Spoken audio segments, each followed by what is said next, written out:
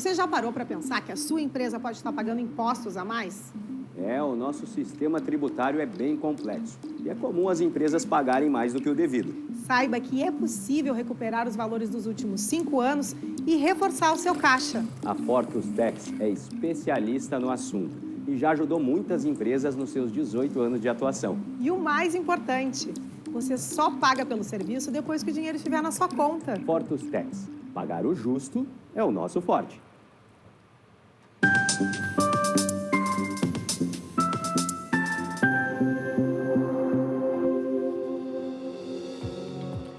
Olá, sejam todos muito bem-vindos. Está no ar o programa Papo Certo. De segunda a sexta, neste mesmo horário, logo após o programa Cadeira Cativa, estamos aqui para trazer para vocês assuntos de relevância e do dia a dia. E no Papo de Saúde de hoje, vamos falar sobre as dúvidas mais comuns da oftalmologia. E quem está conosco aqui hoje é o Dr. James Marchiori, médico especialista no tema. Seja muito bem-vindo. Obrigado pelo convite, é um prazer estar com vocês aqui. Seja muito bem-vindo, doutor. Você de casa já sabe, o nosso Papo de Saúde também é interativo. Então venha participar enviando a tua pergunta ou comentário através do nosso WhatsApp 3029 8080, que logo após o programa o nosso convidado vai interagir respondendo as perguntinhas. Então agora eu vou chamar um intervalo de 30 segundinhos e já voltamos.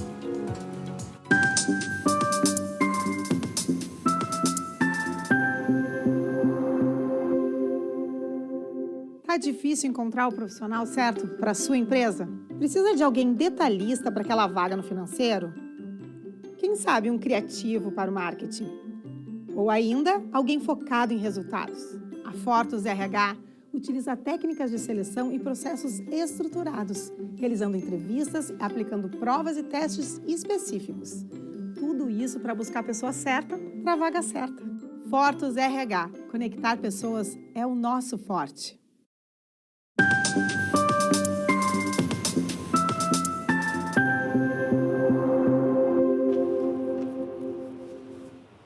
Viram como foi bem rapidinho? Te convido para ficar conosco e, além de participar, também dá uma passadinha lá no nosso Instagram, papocerto.com.br, para conferir a agenda da semana e também sugerir o tema, assunto e até mesmo o convidado que tu queres ver por aqui. Bom, vamos para a nossa primeira pergunta da noite. Doutor James, como é que tem evoluído a tecnologia na oftalmologia nos últimos anos? Bom, a oftalmologia e tecnologia sempre tradicionalmente foram vistas juntas, né? A oftalmologia ela tem se beneficiado da tecnologia há muito tempo. Mas de algum tempo para cá, a evolução tecnológica nos permitiu avanços em diversas áreas da oftalmologia. E principalmente na linha tanto terapêutica quanto a linha diagnóstica.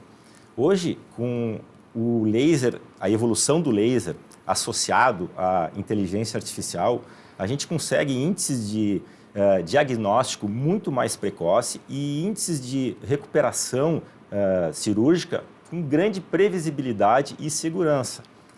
Na outra mão, a gente também tem a evolução dos materiais oftalmológicos. A gente tem próteses, órteses com materiais muito mais evoluídos. A gente também tem medicamentos muito evoluídos a ponto de, em muitas situações, fazer com que alguns pacientes que anteriormente precisariam de cirurgia, apenas com a instilação de uma gota de colírio diária, a gente já consiga evitar que esse paciente passe por um procedimento cirúrgico. Então, assim, de fato, a tecnologia, e nós vamos falar algumas coisas, ela tem se beneficiado muito da tecnologia e a evolução desses aparelhos, principalmente do laser. Então, até o tempo de espera da recuperação de um procedimento hoje é muito mais rápido que antigamente. Com certeza. Tem algumas cirurgias que o restabelecimento é praticamente imediato. Algumas cirurgias você faz de manhã, de tarde, você teoricamente já poderia até trabalhar. Lógico, o bom senso não manda isso, né? Mas a recuperação hoje em dia está muito rápida para alguns procedimentos cirúrgicos. Parece que antigamente o pessoal usava aqueles tapa-olho assim, tu vê bastante gente, uma pessoa usava lá bastante tempo. Hoje é difícil tu ver uma pessoa já com tapa-olho. O tapa-olho para procedimentos operatórios se usa ainda, menos do que já se usava. Antigamente, o paciente ficava internado com tapa-olho. Hoje em dia, vai para casa. Cirurgias rápidas, de 30, 40 minutos, em que o paciente vai para casa com o olho destampado também. Isso vai depender muito da anestesia. Enfim, a melhora, a recuperação, hoje em dia, está excelente.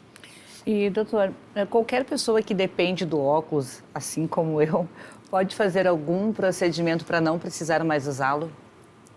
Teoricamente, hoje, só usa óculos quem quer. A gente tinha uma certa limitação em alguns procedimentos cirúrgicos para corrigir esses problemas refrativos que tu te referiste, né? Problemas refrativos que eu falo são a miopia, a hipermetropia, o astigmatismo e a própria vista cansada, a presbiopia.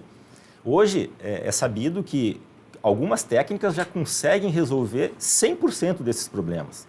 E antigamente, alguns pacientes que não conseguiam ser beneficiados com essas técnicas, hoje nós possibilitamos a associação de técnicas em que a gente consegue associar um laser e um implante de lente intraocular e com isso a gente consegue, eu diria, quase 100% resolver o problema oftalmológico da necessidade de óculos. Então, realmente, lógico, tudo isso tem um preço, tem uma tecnologia, um conhecimento e um preparo para ser realizado, mas com certeza evoluiu muito nesse sentido. Doutor James, eu penso que antigamente eu escutava um pouco falar que as pessoas que faziam esse procedimento para tirar o óculos, né, tinham um índice que voltava, essa necessidade de voltar a usar óculos. Isso diminuiu bastante também?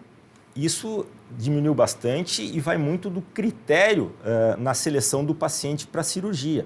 E quando eu falo em critério, eu falo do momento cirúrgico, do grau que o paciente possui e das características daquele olho. Cada olho tem uma característica. Eu vou te dar um exemplo. Antigamente, e quando eu digo antigamente, eu falo 20 anos atrás, a gente já trabalha com laser para correção das miopias, das hipermetropias há mais de 20 anos. Os critérios talvez não fossem tão elaborados como são hoje. E se você operasse um paciente que o grau não estivesse estabilizado, ou então com alguma alteração corneana que antigamente a gente não conseguia diagnosticar, os equipamentos não eram tão sofisticados, acontecia o risco desses pacientes evoluírem com o aumento do grau. Ou seja, hoje isso está muito difícil de acontecer, porque os critérios são muito maiores. Doutor, e tem uma idade ideal para o primeiro exame oftalmológico? Claro, quando nasce já é feito aquele teste do olhinho, mas depois disso, tem uma idade que o senhor indica? Perfeito. O teste do olhinho, hoje, no Rio Grande do Sul, qualquer criança que nasce pelo Sistema Único de Saúde, está na legislação, é obrigado a fazer esse teste. Esse teste do olhinho é feito por qualquer profissional da área médica. Todo estudante de medicina formado, ele tem noção do que é o teste do olhinho. Esse seria o primeiro teste. Esse já ele consegue perceber qualquer alteração mais grotesca, mas sempre é aconselhável fazer a complementação com o oftalmologista. Essa complementação, o ideal é ser feito nos primeiros 6 meses de vida. 6 meses? E em caso de a criança ter histórico familiar de problema oftalmológico, é indicado consulta anual. Hoje em dia, o ideal, principalmente até os 6 anos de idade, todo ano uma criança fazer acompanhamento oftalmológico. E quais são as doenças mais comuns da oftalmologia? As doenças mais comuns, depende da faixa etária, né? A principal causa são os erros refrativos. A miopia, o astigmatismo e a hipermetropia. Isso atinge todas as idades. Nós temos as doenças oftalmológicas também, né? Nós podemos depois discorrer sobre elas, mas principalmente o glaucoma, a catarata, a retinopatia diabética, a degeneração macular relacionada à idade, enfim, é uma enormidade, sem falar nas infecções, nos traumas. Mas hoje o carro-chefe de qualquer consultório oftalmológico em termos de consulta seria a avaliação de grau. E as crianças, é muito comum elas apresentarem alguns desvios, problemas oftalmológicos nesses anos iniciais. Até me recordo um tempo atrás, não sei como é que está hoje o diagnóstico na rede pública, mas tinha muito comum as crianças terem problemas da escola e só depois foram identificar que o problema era oftalmológico? Perfeito essa sua pergunta. Algum tempo atrás existia um senso comum, isso até por alguns médicos generalistas, né, que informavam para os pais dos pacientes que pequenos desvios oculares na criança, pequenos estrabismos, era de se esperar para ver até os 6 anos de idade, para ver se isso melhorava.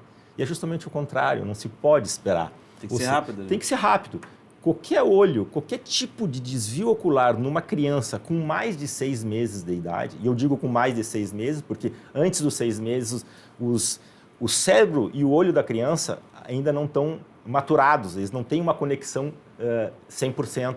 É normal que uma criança até os 6 meses de idade tenha pequenos desvios ocasionais, isso assusta os pais, mas é sabido que isso passa a partir dos 6 meses. A partir disso, qualquer desvio é muito perigoso e tem que ser acompanhado porque pode incorrer num déficit visual não percebido pelos pais e não percebido muito menos pela criança. Tem adultos que tiveram estrabismo e só se dão conta que não enxergam bem de um olho quando tapam o olho bom, quando machucam o olho bom ou quando vão fazer algum teste, por exemplo, de carteira de motorista. Hoje se percebe mais realmente crianças usando óculos. O estrabismo seria então um dos principais fatores? É um deles.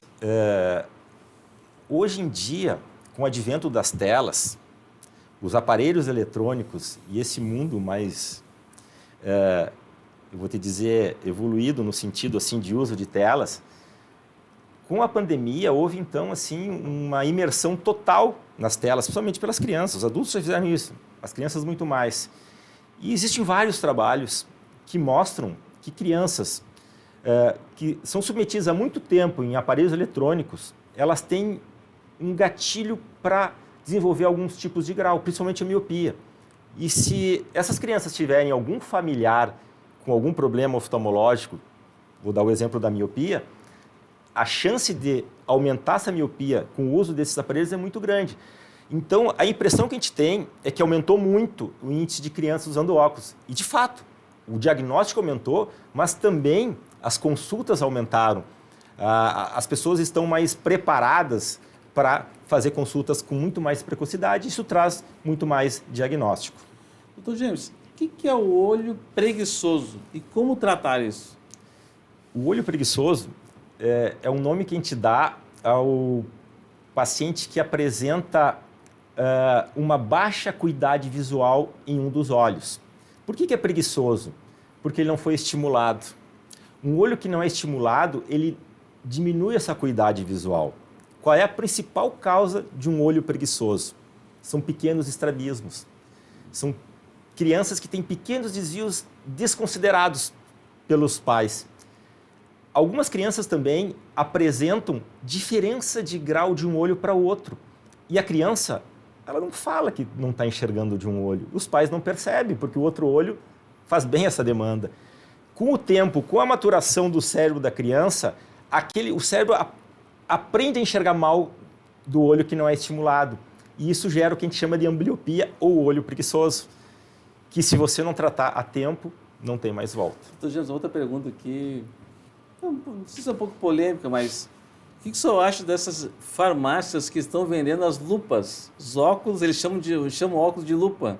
E a pessoa vai lá, experimenta, não, acho que estou enxergando melhor com esse olho aqui, sai com a lupa da farmácia. Particularmente, eu acho isso um perigo, né? Porque muitas vezes isso vai fazer com que uma pessoa postergue uma consulta oftalmológica e vai dar chance para que algum outro problema aconteça, né? Aconteça ou progrida sem um diagnóstico correto.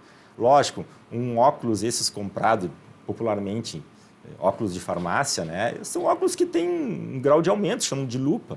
Ele é válido, mas se você tiver com a sua consulta em dia, né? Você não pode encobertar um problema oftalmológico temporariamente usando uma lupa. Até porque é bem normal as pessoas terem uma necessidade de um grau maior de um lado e do outro ser diferente. Nós não somos simétricos e os olhos mostram muito isso, né? A gente tem sempre uma diferença. existe olho dominante, existe olho diretor, enfim, as coisas elas não caminham de maneira simétrica. E agora eu quero falar sobre um tema importante que é sobre a visão dupla. Ela é comum? Como se trata? A visão dupla é um sintoma bem corriqueiro no meu consultório. O que é visão dupla? É a percepção simultânea de duas imagens. E por que acontece isso?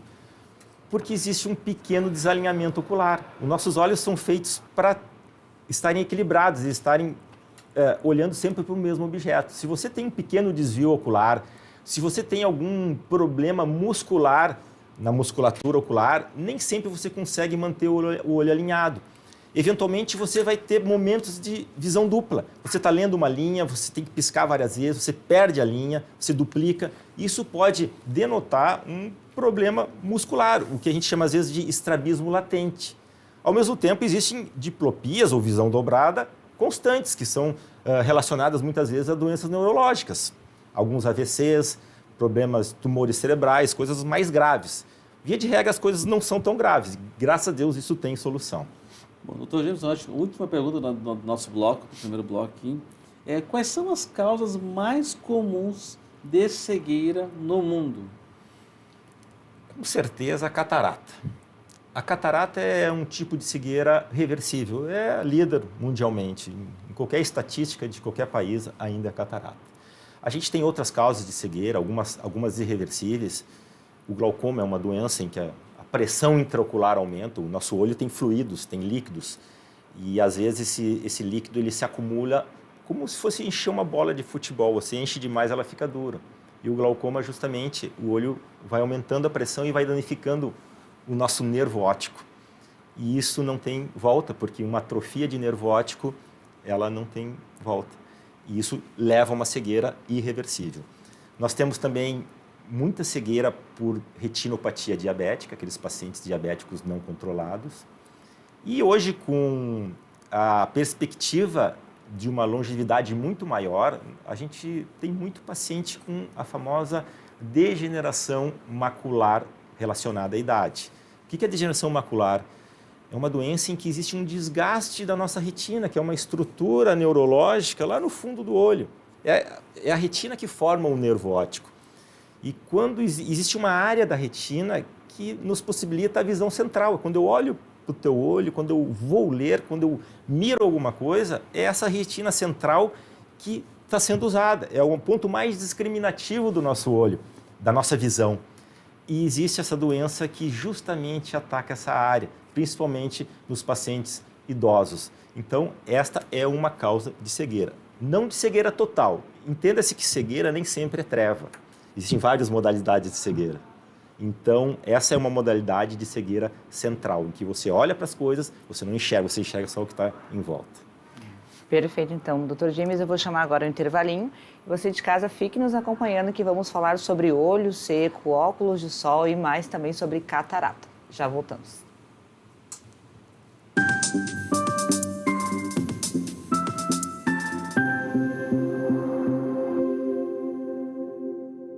Tal ganhar o prato do seu acompanhante. Com esse app você compra um e ganha um. Simples assim. Vale também para ingressos e hospedagens. De Gramado para o Brasil, o Prime Gourmet traz experiências incríveis para você. Baixe o app grátis e assine quando for usar. Já somos mais de 500 mil aproveitando esse guia gastronômico e turístico. Faça parte desse clube também. Para o cliente, economia e experiências em dobro por um ano. Para o parceiro Prime, clientes selecionados. Uma forma elegante de utilizar descontos.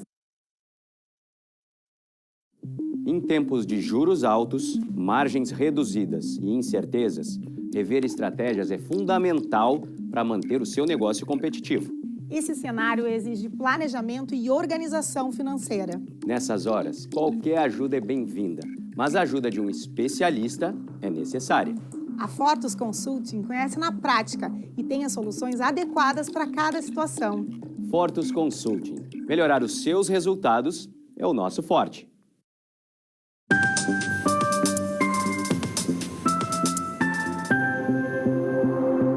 Voltamos.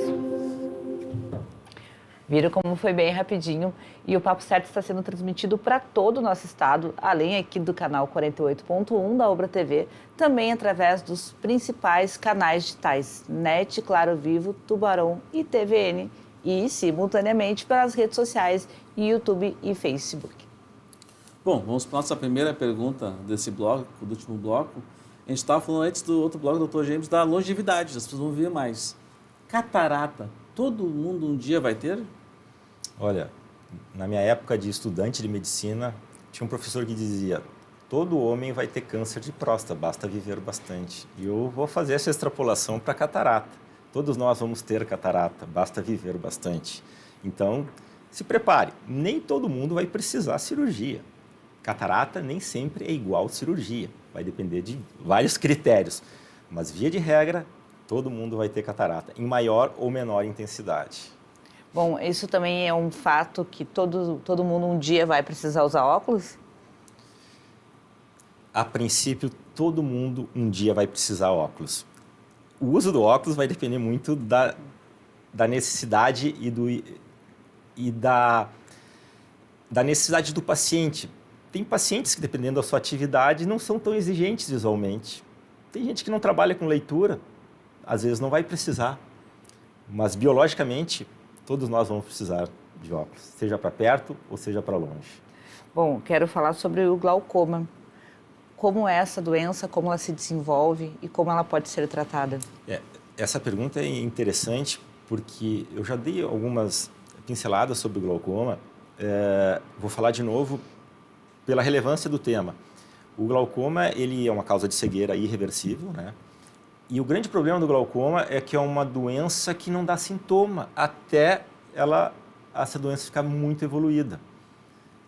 O que é o glaucoma? O glaucoma é um aumento da pressão intraocular. Nosso olho tem uma pressão que é baseada no equilíbrio entre produção de líquidos e o escoamento desse líquido. Nossos olhos produzem internamente líquidos e ele drena esses líquidos. E algumas vezes esses problemas de aumento da pressão são causados por uma diminuição do escoamento desses líquidos. Em última instância, o aumento da pressão deixa o olho duro e esse aumento da pressão vai fazendo lesões nessas fibras nervosas da retina, que é o local onde a gente capta a energia luminosa e, em última instância, que faz nós enxergarmos. E o glaucoma, ele vai matando essas fibras nervosas, principalmente as fibras periféricas. E a pessoa vai perdendo aos poucos a visão periférica.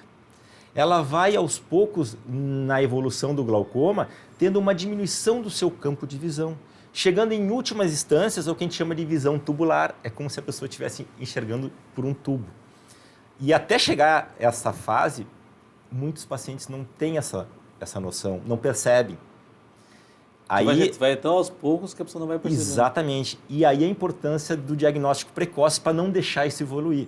Porque normalmente o que tu perde, tu não recupera. Então, hoje a gente consegue fazer diagnósticos bem precoces. Hoje nós temos aparelhos, nós temos o laser de varredura óptica que consegue ver as alterações mínimas nessas fibras nervosas da retina e com isso a gente já consegue diagnosticar muito precocemente essa doença. Aí a gente vai ver se vai ser necessário colírio, cirurgia, enfim, mas isso depende de uma consulta oftalmológica. Eu até vou levar um puxão de orelha aqui, mas de quanto em quanto tempo a gente deve fazer uma consulta oftalmológica? Depois dos 40 anos, anualmente. Então não vou dizer se anualmente ou não, mas já estou precisando. Mas com certeza faz um tempo que eu não vou na consulta oftalmológica. Bom, doutor, é muito comum o pessoal também, às vezes, enxergar umas mosquinhas, umas sujeirinhas no campo visual. O que pode ser isso? Essa pergunta todo dia aparece no consultório. Pacientes com essa queixa. Doutor, eu tenho uma mosquinha que eu tento pegar, tem uma teia-aranha. Quando eu olho para o lado, ela me acompanha, ela acompanha meu olhar. O que é isso? Vou ficar cego? A gente chama isso de mosca volante. O que é isso? A mosca volante nada mais é do que pequenas proteínas aglutinadas dentro do nosso olho. Existe um gel que dá mais ou menos volume a 2/3 do nosso olho. É o gel vítreo, que é composto de água e proteína. em forma gel. E isso acontece de essas proteínas, às vezes, elas formarem pequenos grumos que ficam boiando dentro do nosso olho. E quando a pessoa olha para algum local claro, uma parede branca, ou olha para o céu, ela vai perceber essas manchinhas. E isso assusta muitas pessoas, porque às vezes amanhece com isso. Via de regra, isso não é um problema maior quando é isolado. Mas se é associado a outros sintomas, e vou falar o principal deles, que é, junto com essas mosquinhas, você perceber flashes, que a gente chama de fotopsia. Flashes são percepções de luzes em ambientes escuros ou mesmo com o olho fechado. Se você tiver isso e essas mosquinhas acompanhar, você tem que fazer um acompanhamento oftalmológico que pode ser o prenúncio de uma doença retiniana, um descolamento de retina. Então é uma dica importante, então, também para o pessoal não se desesperar, mas ao mesmo tempo... Perfeito. Eu tinha chamado ali antes do intervalo que nós íamos falar sobre o olho seco, que é muito comum também, doutor.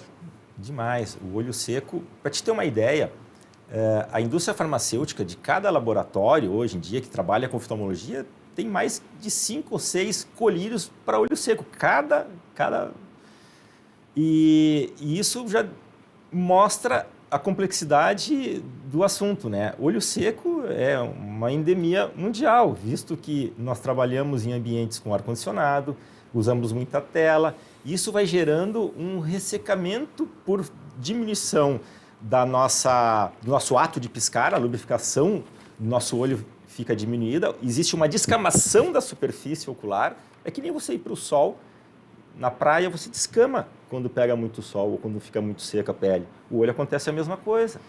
Existe uma pequena descamação que vai dando sensação de ardência, coceira, sensação de corpo estranho. E isso, para quem trabalha muito em computador, em ambiente ressecado, é bem comum.